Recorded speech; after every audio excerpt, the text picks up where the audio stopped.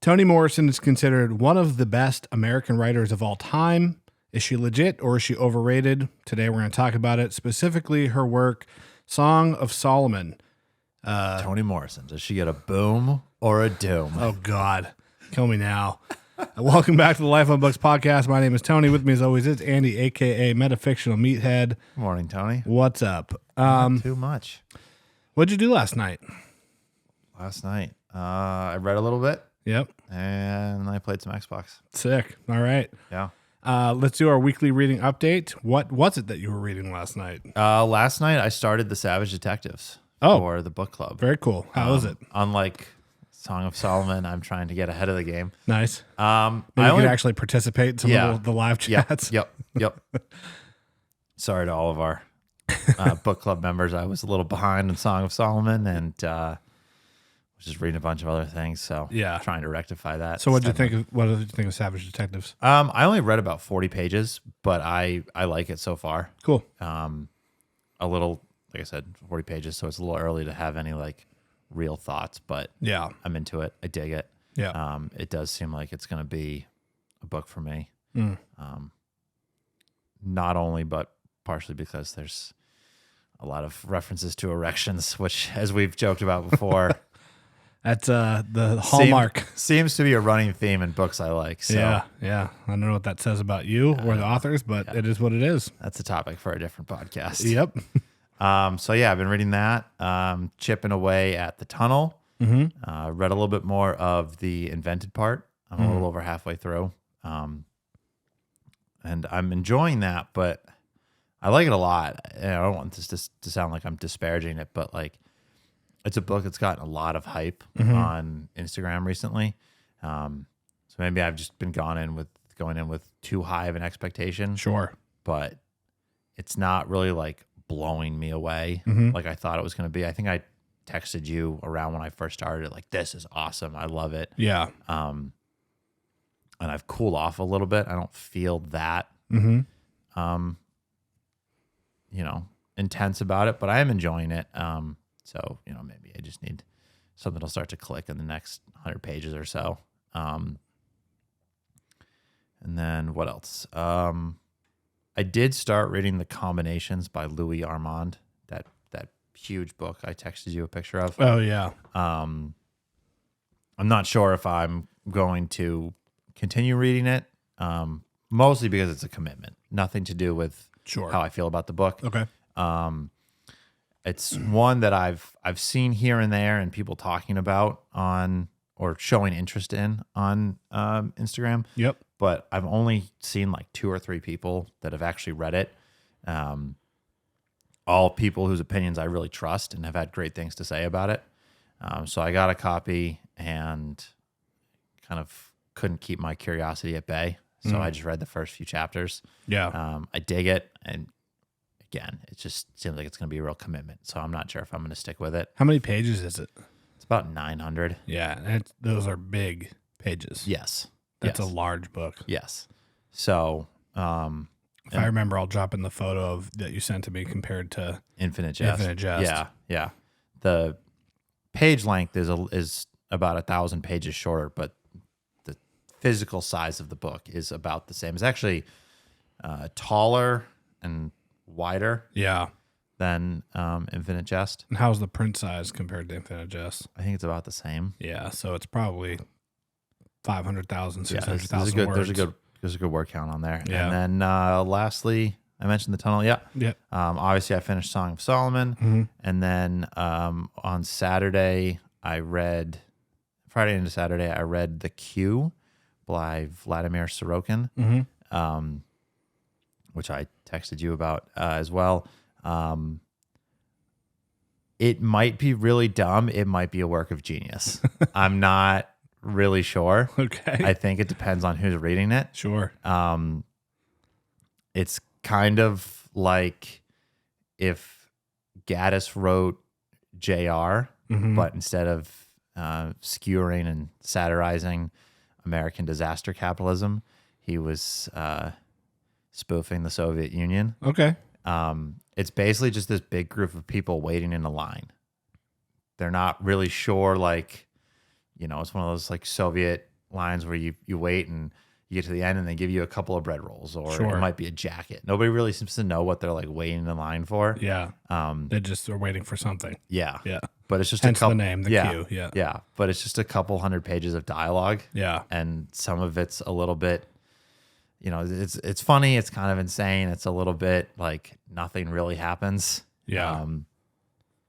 There was like a 30-page stretch where they're just some police officer is just like doing roll call, and it's just a line that the officer shouting out a name, yes, no, something like that. Yeah. And it's just that for like 30 pages. Wow. So okay.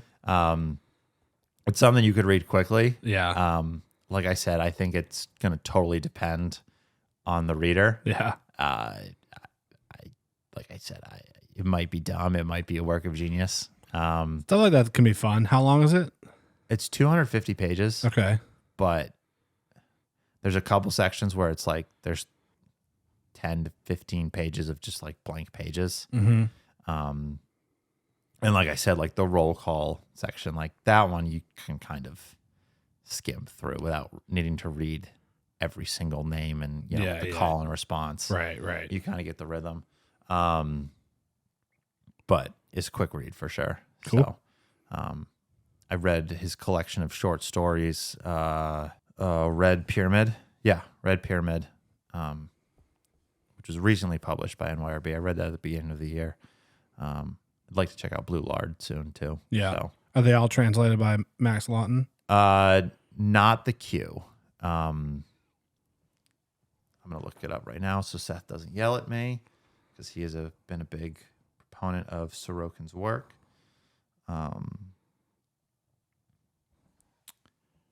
Red Pyramid and Blue Lard were translated by Max Lawton. The Q was translated by Sally Laird. Cool. So Sweet. And that's what I got going on.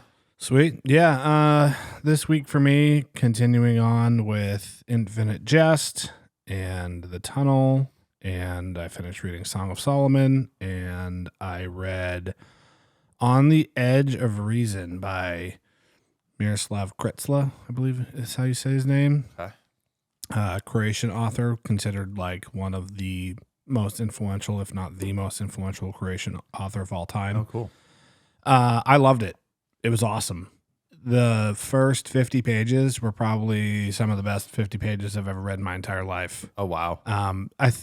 Kind of what you were saying earlier about the invented part, like the middle cooled off a little bit for me. And I think it's mostly just because it was a social critique of what was happening in 1930s Croatia. And so if you're not like fully up to speed on that, some of it I think just got lost on me.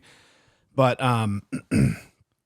it's basically about this guy who is like a lawyer. Yep. And he is, part of the bourgeoisie, and he's works for these like kind of shady corporations. And he's at this dinner party with some other hoity-toity, big name, important person. And this guy's talking about how he's bragging about how he shot and killed 4 people who were trying to break into his house and like steal like wine or something.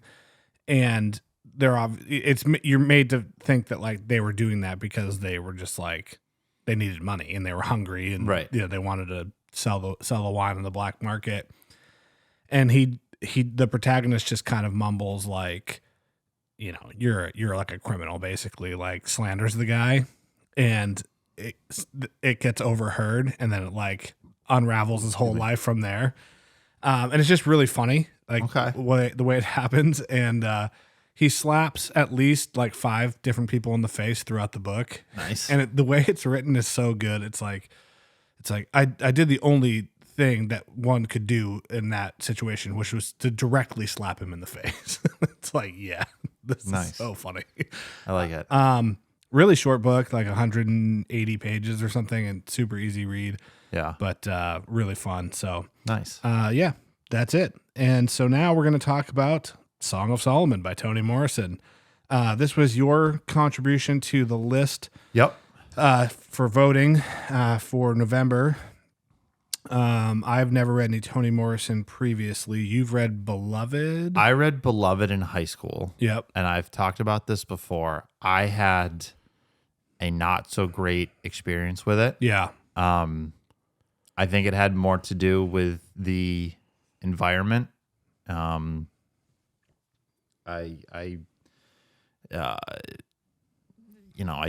was checked out, I think, at that point, of being in high school. I think I really liked the English teacher I had that year, but I think there were also times where she was kind of like that English teacher you read about in like memes where people are like, oh, the curtains were blue, and then the teacher's like, oh, the curtains were blue because the author was sad and depressed and the characters, and then it's like maybe the curtains were just blue. Yeah. Like, yeah. So I think at times that kind of affected the experience, but I really did want to read some more Morrison at some point, to see if that was the case, if it was the environment I read Beloved in, or if, maybe Morrison is just not the author for me. But I enjoyed it. What did you think? Well, quite a few people in the book club had also read Beloved. That's her most famous work, as we've discussed on the show before. Yeah. Contrary to what some people might believe, that is her most famous work. And I felt like the reviews were mixed about Beloved. Some people said that they were a little nervous when Song of Solomon had won the vote for the book club because they had read Beloved and they struggled with it, or I think maybe even one or two people said they had DNF'd Beloved. I mean, it's a tough book. It's not an easy read by any means, both because of the style and the way it's written, and also the subject matter. It's a tough book. Right. Man. It's heavy. Yeah. But I feel like everyone that had that opinion about Beloved actually really enjoyed Song of Solomon, and we've talked before that this is potentially maybe her second most popular book. Yeah. For whatever reason, this particular book is like the kind of Toni Morrison book you see popping up on like literature corners of Instagram and TikTok. But I have nothing else to compare it to because this is my first Toni Morrison. So it came out in 1977. It was her third novel. Her debut was The Bluest Eye, which I think if I read another Morrison, then I'll probably be the one I read next, which I'm definitely open to. Overall, I enjoyed Song of Solomon, but I had a weird kind of experience with it where while I was reading it, I was enjoying it, but for some reason, and this could be because I was reading so many other books at the same time, when I would put it down, it wasn't like, oh, I can't wait to go pick that back up again. So I was kind of the same way. Like I was really enjoying it while I was reading it, and there were moments where I was reading it where I was like, and obviously I just talked about how I felt really behind with the reading schedule. Yeah. But there were times where I was reading it, I was like, man, I can't believe I've been putting this off. Like I need to be more active with this. And then maybe I was reading too many things, or just, my mind was elsewhere, and I'd kind of be like, I don't feel like reading it today. And again, I could be for a number of reasons, but like I also felt like I'd put it down and then kind of not really think about it at all. Not even just in the sense of like thinking about going back and reading it or not, or giving it a day or two to breathe, but like just was not on my mind a ton between reading sessions.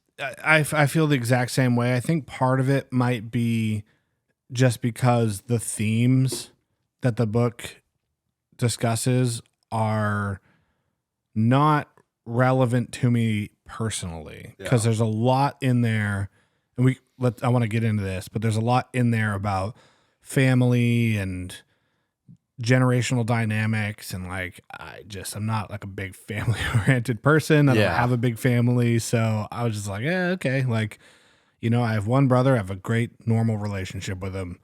I have a normal relationship with my dad.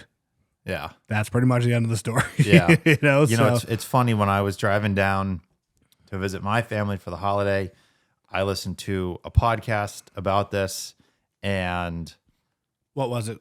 Give him a shout out. it was the Books of Subsubstance. They had a guest on whose name I forget, but she is a professor of literature of some sort. Cool. I believe. It seemed like she teaches a lot of Morrison, or taught at least. It was kind of an older episode. I'm not sure if she's still actively teaching. But it was really great. But it was funny while I was listening to it. Like, I felt like I was back in high school,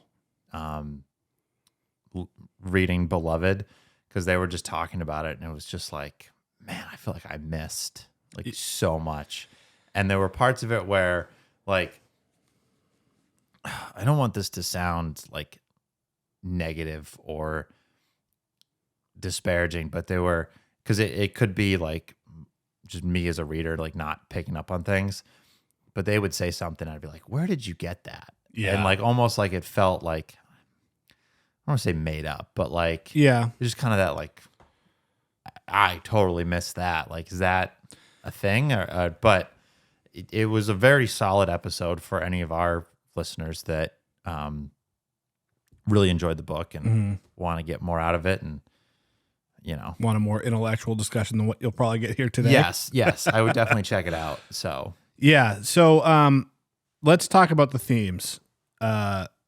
So if you had to explain it to somebody, what would you say Song of Solomon is about, or I guess what was the message or the point of the book? Because this was a big topic of discussion in the book club, which I thought people had some really great opinions about, but I'm curious to hear your thoughts.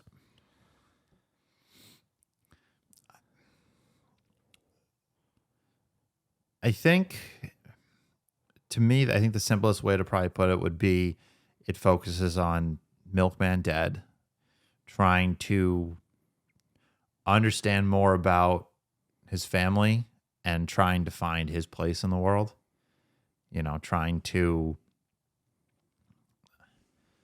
I wouldn't necessarily say remove himself from his family, but trying to find his own, I guess, independence, and I guess like his place in the world, who he's going to be, what he's going to do, while still keeping some connectivity to his family and to his roots. I didn't want to like separate entirely, but he talks about it towards the end, like he's 30 something, still living at home, working for his dad. Seems like he's just going to end up taking over for his dad and kind of living in the same town in Michigan. And he's not sure if he wants that, and he kind of wants to get on with his life. Yeah. But still kind of figure out, where he came from. Yeah. Yeah, I think that's definitely a major theme. Obviously, there's a lot in there about like the father figure. So right in the beginning of the book, the dedication page just says one word, daddy. And then on the next page, it says, the fathers may soar and the children may know their names, which naming is a big theme in the book.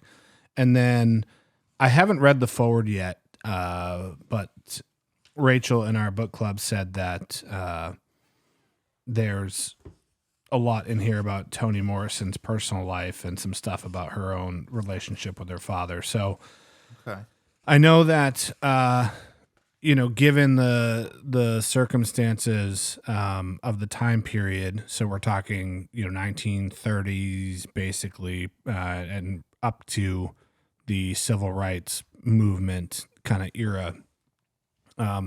Obviously, Black people in America were at a great disadvantage, and that obviously caused a lot of, I guess, maybe fractured homes, for lack of a better term. But it was interesting because the family that's depicted in the story is actually like upper middle class, right? Because the father of the household is a landlord, and has done fairly well for himself. And they go and like vacation at like a hoity-toity beach town, and which is kind of like a point of contention with Milkman and his friends in the book. But I kind of didn't really realize it while I was reading until we had the last live chat for the book club, but there's actually like a lot going on in this book that I feel like isn't necessarily related to one another. It's just she packed in a lot of themes. Mm-hmm. So there's obviously like the family dynamic stuff like you were just talking about, but there's also a big theme about like freedom and kind of escape. Obviously, and this is a very, very minor spoiler. It's in the first 1 or 2 pages. So the book starts with somebody jumping off of a building Right. and killing themselves. And it's very morbid to frame it this way, but suicide is kind of like a form of freedom.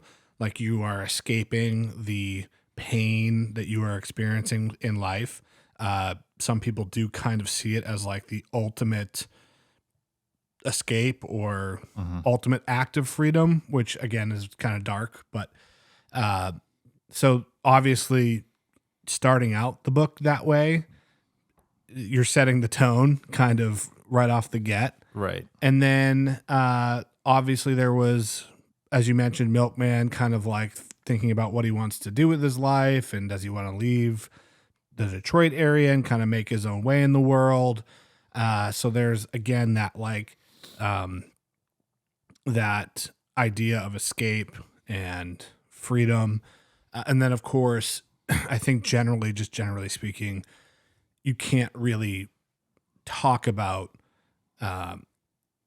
Black life in America in that time period without talking about the very literal idea of freedom. Right.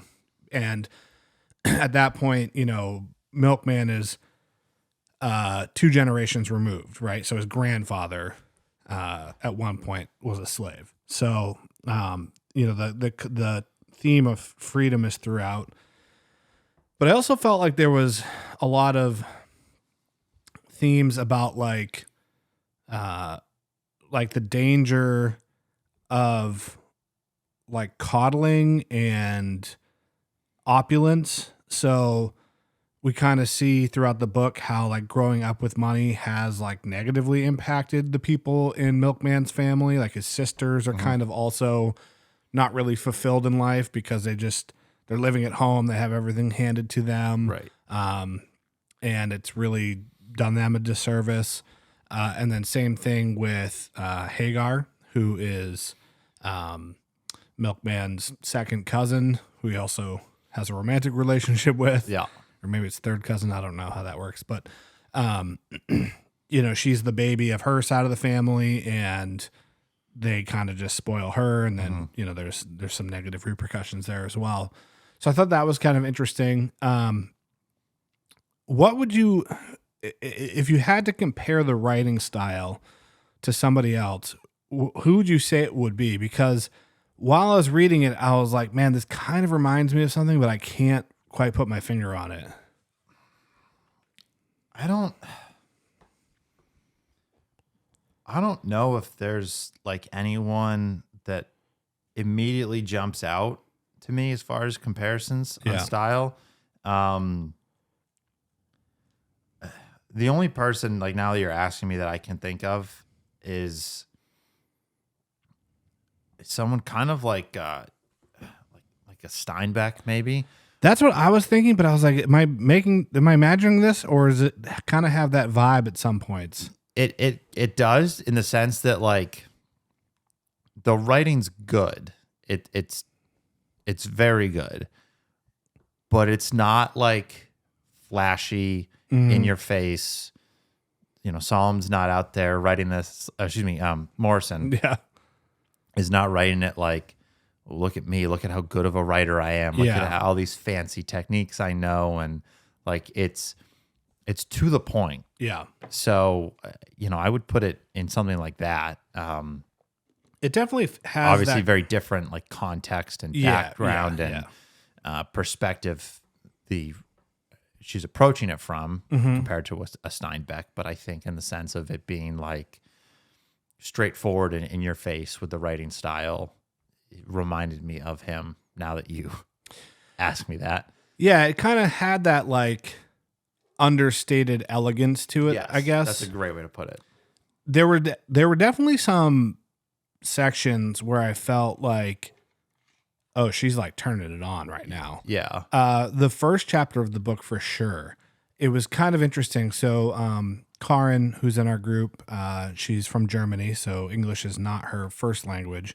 And she had said, I always find Toni Morrison's books are really tough, like in the first chapter or two, and then it kind of like opens up. She's like, I don't know if this is like a language barrier for me because English is my first language. I was like, well, I'll let you know when I start the book.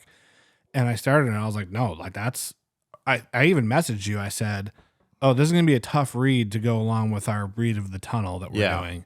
And the first chapter was kind of like, what is happening? Yeah. And then it definitely kind of... It gets a little bit more linear and progresses A to B and... Yeah, and things are a little bit more clarified for you. But there are some moments throughout the book where it kind of goes back to that, like, I don't know if like higher literary reach is the way to put it, but, and I don't want to spoil it, but there's a character who passes away, but it's not like clearly stated, and you're like, wait, what happened? Like I kind of had to go back and reread that portion. I think I know exactly which scene you're talking about. Yeah. It was the same way for me. I was like, where did that happen? Yeah. And then there was also another scene where you're not sure if it was really happening or if somebody was dreaming something. So it definitely had some of that, like, oh, I'm going to make you work for it literary style. But I thought most of it was fairly approachable. And again, just really like enjoyable. I really did enjoy while I was reading. And in fact, I binged kind of the last maybe 120 pages or so. Yeah, I think I was around the same way. Maybe it wasn't the last as much, but I think I maybe had like, I don't know, 100 pages, 80 pages left. And I was like, oh, I'll read like a chapter. That'll put me at like 40 pages left and I'll finish it tomorrow. And then I had that like last stretch and I was like, no, I'm enjoying it. Like, I'm going to finish it now. Yeah. Yeah. I didn't flag anything because I'm weird about flags where if I sit down and I start reading and I don't have them next to me, I'm like too lazy to get up and get them. And then I feel weird about like starting the flagging process, like a third of the way through. So I just didn't. Yeah. I got a couple of them in there. Do you want to point out anything that you might have noted? Let's see.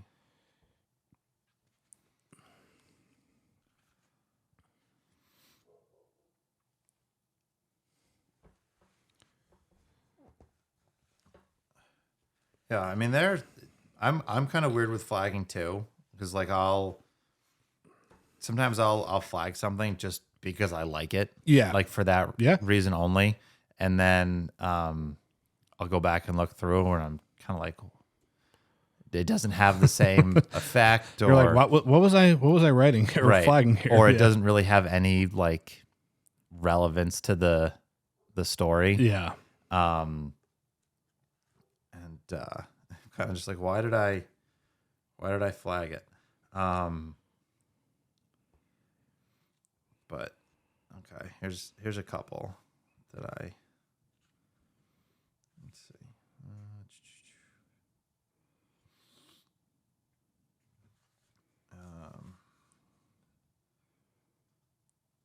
So this was right after Milkman gets his nickname.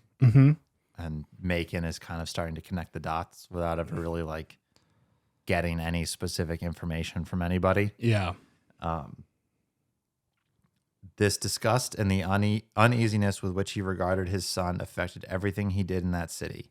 If he could have felt sad, simply sad, it would have relieved him. 15 years of regret at not having a son had become the bitterness of finally having one in the most revolting circumstances. Yeah, there's a lot packed in there, especially now having read the whole book. Yeah. Like knowing kind of what that's alluding to. Yeah. And then there's this other one that I marked, which is in reference to Milkman's on again, off again quasi relationship with Hagar. She was the third beer, not the first one, which the throat receives with almost tearful gratitude, nor the second that confirms and extends the pleasures of the first. But the third, The one you drink because it's there, because it can't hurt, and because what difference does it make? Yeah, that's what a demeaning. Yeah. That was actually also brought up in our live chat in the book club. Just what an awful way to describe somebody. Yeah. That you supposedly care about too, and clearly cares about you. Yeah. Like Yeah. just tough. Yeah. Yeah, I'm gonna bring that back though. You know, when I want to describe something I don't like, that's a third beer for me. Yeah. But yeah, I mean, I think one of the things that you were kind of talking about earlier about how there's a lot of different themes, is important. This is something I picked up listening to the books of Substance.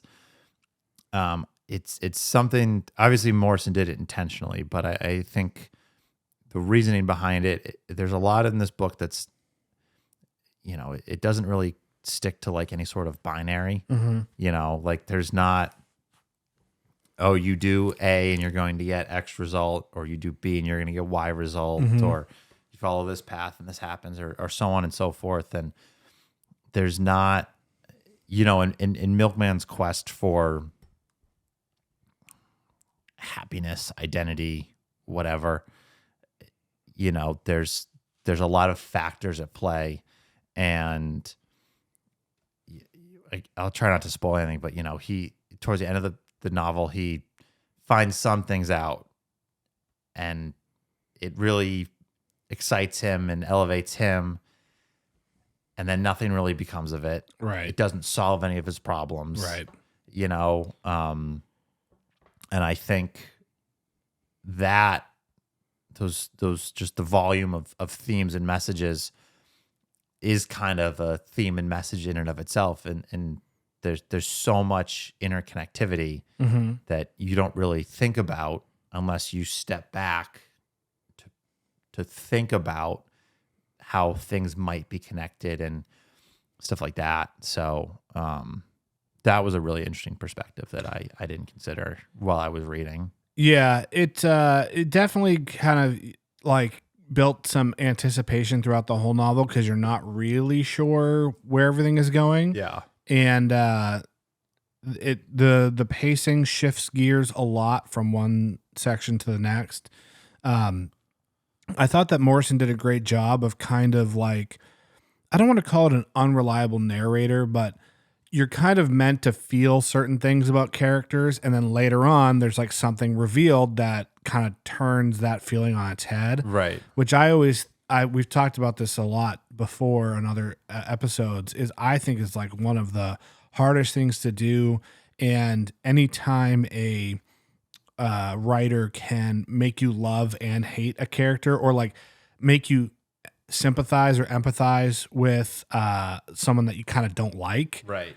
That's always I think is really shows off somebody's like storytelling chops. It's very hard to have like one particular thought about any of these characters. Like you kind of have to balance, like you were just saying, like the recognizing the bad things they've done, where, and then you get the reasoning why they are acting this way, which maybe doesn't justify the negative actions, but it adds some context and something to think about. Yeah, it softens it. Right. And you get that with pretty much every character in some sense. Yeah. And it adds to that kind of idea of non-binariness that I was just talking about. Like you have to be able to balance multiple thoughts. Yeah.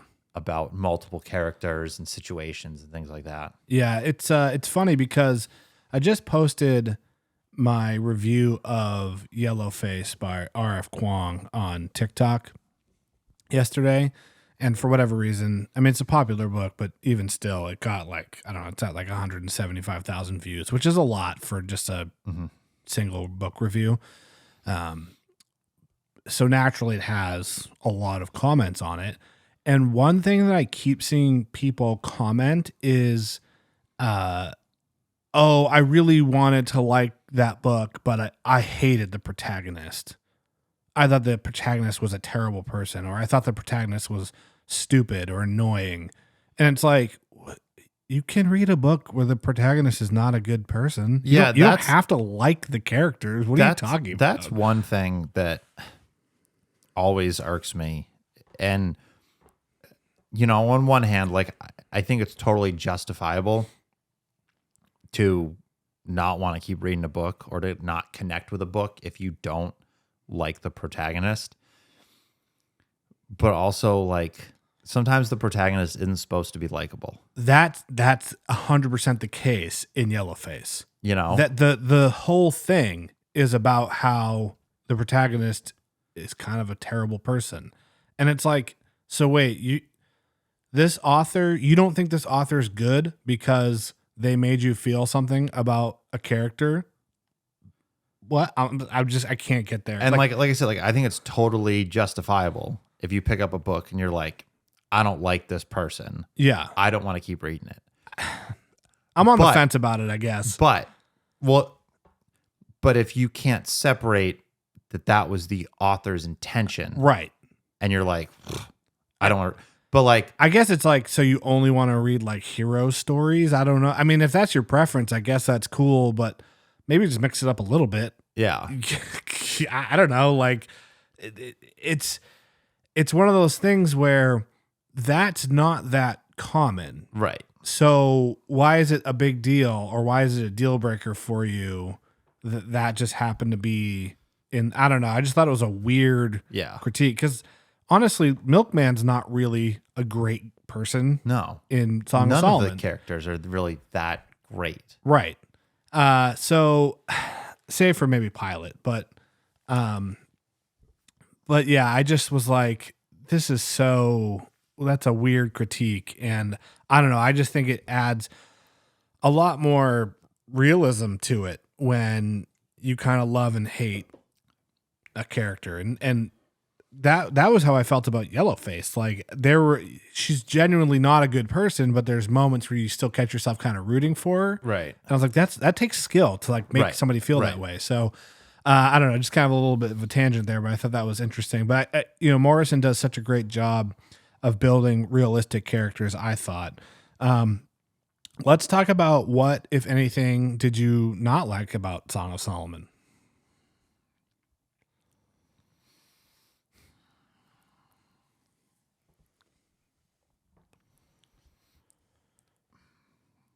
That's kind of a hard one to answer because there wasn't anything that like, totally like jumped out. Like I really dislike this, that like dialogue or something like that. Sure. Like I thought the dialogue was very realistic. Mm-hmm.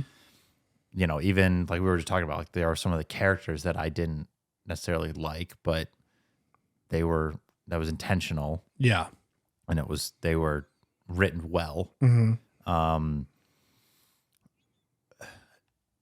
I think at first I wasn't crazy about the ending, mm-hmm. but when I went back and listened to that podcast and kind of realized why it was ended that way and mm-hmm. kind of the reasoning behind it, and got a little bit more of the depth that I missed out on, like I kind of flipped my opinion on that. Sure. So I don't really have anything any answer for that. I liked it. So yeah, overall I really enjoyed the book, and I would definitely recommend it to people. If they said, someone asked, do you think it's worth reading? I would absolutely say yes. My big critique, or I guess one thing I didn't like about it, was I did feel like the last third of the book was a little rushed. Yeah. It just felt like the pacing in the first 2/3 was quite slow, but not in like this is dragging way. Like it was the right pace. Right. And then I just felt like the last third of the book, maybe the last quarter, it was kind of like, well, then this happened, then this happened, then this happened, then this happened, then this happened. And I was like, oh, okay. Yeah, I think it's set like the first like 2/3 of the book, it really takes its time setting up this kind of, I guess, hero's quest, so to speak, that Milkman goes on. And then once he's actually on that quest, it's it goes very quickly. So that maybe could have been dragged out a little bit further, or I just felt like maybe it could have been like another 40 or 50 pages. Yeah. Just to maybe temper that that pacing a little bit, because it definitely felt like everything was just kind of, I guess the best way to put it is it was a lot more of like tell and not show. You know what I mean? Yeah. I don't know. Did they address that at all in the other podcast? They did not. Yeah. I'd be curious. I mean, unfortunately, you know, Toni Morrison's passed on, but that's a question I would be curious to ask her about. Yeah. I'll have to dig up some interviews and see if that's ever been addressed anywhere. But because the book is not that long, it's 335 pages or so. Yeah. In this particular edition, which this is from Vintage. This Vintage edition has a weird cover on it too. It's like glossy. Yeah. Well, that's cool. You didn't have any complaints about it. One of the things they talked about on that pod that I, again, didn't really like pick up on, is it kind of carries on that tradition of like storytelling, in the sense of, you know, you think about, and you kind of see this a little bit when Milkman like goes to Virginia towards the end of the book. You think about, like you were saying earlier, like he's one generation removed, or two, I guess, from slavery. Like, could very easily picture a group of slaves at night after working in the field all day, like sitting around and telling a story about something like this. Or maybe not necessarily like slaves, but, you know, when they're like, there are scenes where they're in the barbershop and they're just kind of all just like hanging out, talking, telling stories, telling jokes, whatever. Like, could see a setting like that where the characters are just sitting around talking about their ancestors. Yeah. And I think this book really carries that tradition of just like telling stories about the family. Yeah. Yeah, for sure. And especially, like I was saying, like the last like third of the book, or when he's, you know, Milkman's like going into Virginia or wherever it was, I think in Pennsylvania, that he is at the end of the book. Like it really has that kind of vibe to it. Yeah. Yeah. Yeah, for sure. It's kind of has that interesting, I don't want to call it a game of telephone, but it kind of definitely demonstrates how stories can evolve from one generation to the next. And there's a great scene between Milkman and one of his sisters where she kind of tells him a story about when he was a kid, and it totally shifted for me my perspective on Milkman, because it made you realize like the story is being told from his kind of point of view. And now you get to see somebody else's perspective on his life, and you're like, ooh, not great. You know? Yeah. So that was cool. Yeah, I mean, there is a lot packed in to these 300 or so pages. One thing we didn't even talk about, and it's difficult to do without spoiling anything, but there is an issue that's kind of brought up in the book about political violence and what's right, what's wrong, what's a little too far, kind of the repercussions of, you know, going down a path of political violence that I thought was, for me, kind of one of the more interesting parts of the book, and something I wish when I talk about the ending being rushed, that kind of felt a little left open for me in a way that was a little unsatisfactory, but you know, you can't always get what you want, and not everyone's going to put a nice bow on it. Yeah. To finish it off. So, yeah. Any other thoughts about Song of Solomon that you want to add?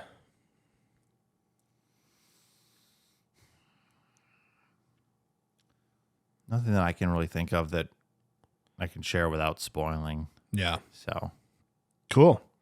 All right. Well, thanks everyone for listening to this week's discussion. If you want to join our book club, you can find the links down below. We're on Patreon. It's only $5 a month. It's the best way to directly support the show as well. And if you just want to help support the show and don't have time for extra content, we have a $3 donation tier as well. So please consider that. Your support is always appreciated. And next week, we'll talk about...